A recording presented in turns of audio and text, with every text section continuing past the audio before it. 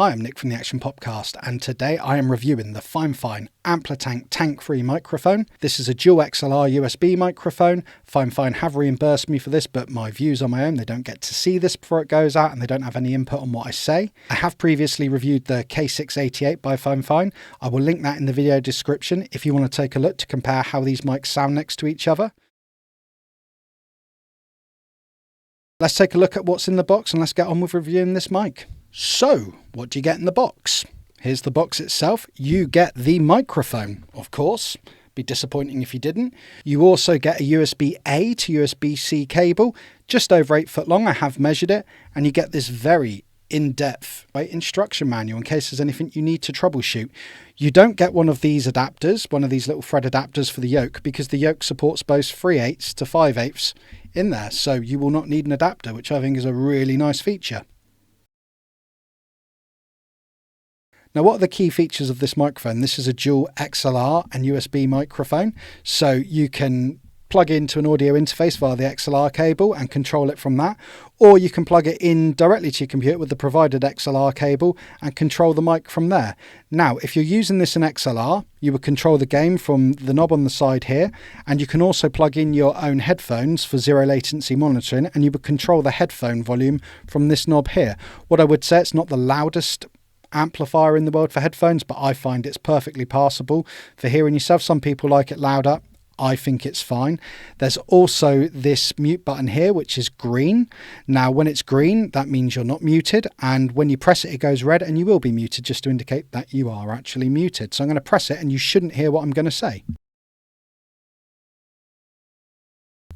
So you shouldn't have been able to have heard me then. It is worth noting that these features, the latency-free monitoring and the gain control, the headphone control, the mute button, this will not work in XLR. This is purely for USB. There is also a built-in pop filter, so you shouldn't need an external one. You can still use one if you want, something like this, but in a moment I'm going to do a plosive test, and as you'll hear, I don't think you really need it, but we'll get into that in just a second.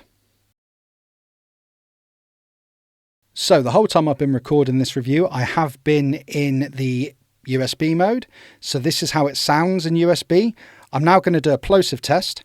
Peter Piper picked a peck of pickled peppers. Peter Piper picked a peck of pickled peppers. Now, I've already said about an external pop shield, so here is a plosive test using one of these. Peter Piper picked a peck of pickled peppers. Peter Piper picked a peck of pickled peppers. Now, what do you think of that? I don't think the plosives are too bad on this microphone. I think a couple get through, but to be fair, I think it's not too bad, and with a little bit of decent mic technique, you shouldn't have too many problems with that. What I'm also going to do is I'm going to pop the specifications of this mic up on the screen and a frequency response chart. So if you want to pause on those and have a look to see, you're more than welcome to. So those should be coming up on screen right now.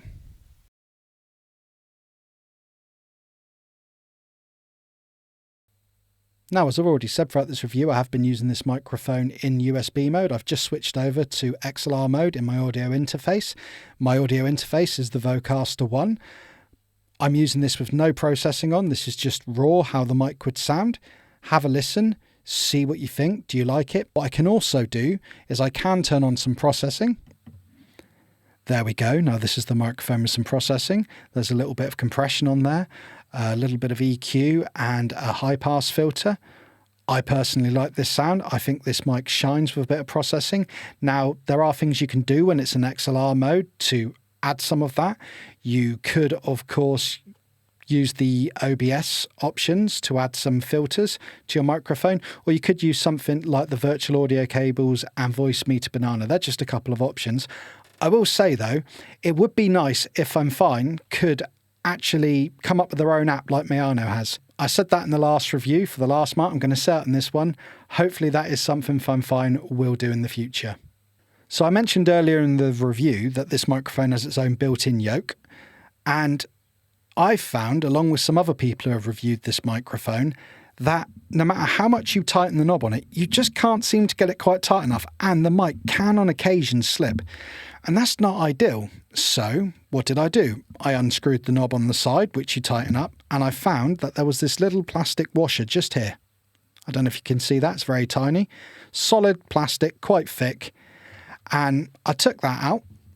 I found some thin rubber material and I placed it on there, drew around it and cut my own out. Now, so I basically recreated the washer out of rubber, slightly thinner, and as I say, out of rubber. I replaced this plastic washer for my own homemade rubber washer, and look, the issue is gone. No more issue. Now, that's not something I should have to do as the consumer, but FIFINE do like honest feedback, and I will say to you guys, please sort that out for the future. I sorted it in 5 minutes. So, my final thoughts on this microphone. This microphone, when I purchased it, yes, I have already said FIFINE reimbursed me, was, I believe, £90, just under. So, for the price, given that it's got the dual XLR and USB, I don't think that's a bad price. It is on the pricier side of these microphones.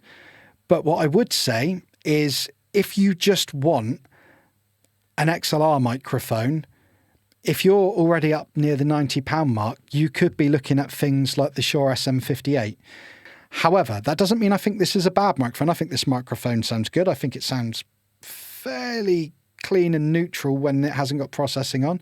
And I think it does shine up quite nice when you put the processing on. Now, all that said, all round, I think this is a good mic, but I think it does suit particular use cases. I will say the quality of the mic is good. It is built like a tank. It's got a solid build to it. Would it be nice if they provided an external pop shield for it you could slide over? Perhaps, because I don't think that the plosives are too bad on this microphone. I can be a bit poppy myself, so I will give it a bit of a pass, and a bit of decent mic technique will eliminate most of those. Another thing I would say, and I know I'm banging on about this, I've said it in my last review, I've already said it in this review, FIFINE, please work on your own app that we can add processing with this on when it's in USB, because that would be ideal, and there's so many users that would appreciate it. I generally use microphones in XLR through my interface, but people who are buying USB microphones or just to use them in USB, not everyone wants the hassle of having to download different programs and whatnot and use Voicemeeter or OBS filters. They just want something they can turn the app on, click, and get the mic sounding just that little bit more polished. So guys, if you can get on that, that'd be appreciated. Overall, I'd probably give this mic 7.5 out of 10. I do like the sound of it. I do think the build quality isn't bad bar the issues I've raised. But as I say, if you just want an XLR microphone, I wouldn't go for this. There are other FIFINE microphones that are just XLR worth looking at, or I've already mentioned the Shure SM58. So this has been my review. Hopefully it's been informative and helpful for you guys, and we will see you on the next one. Thank you.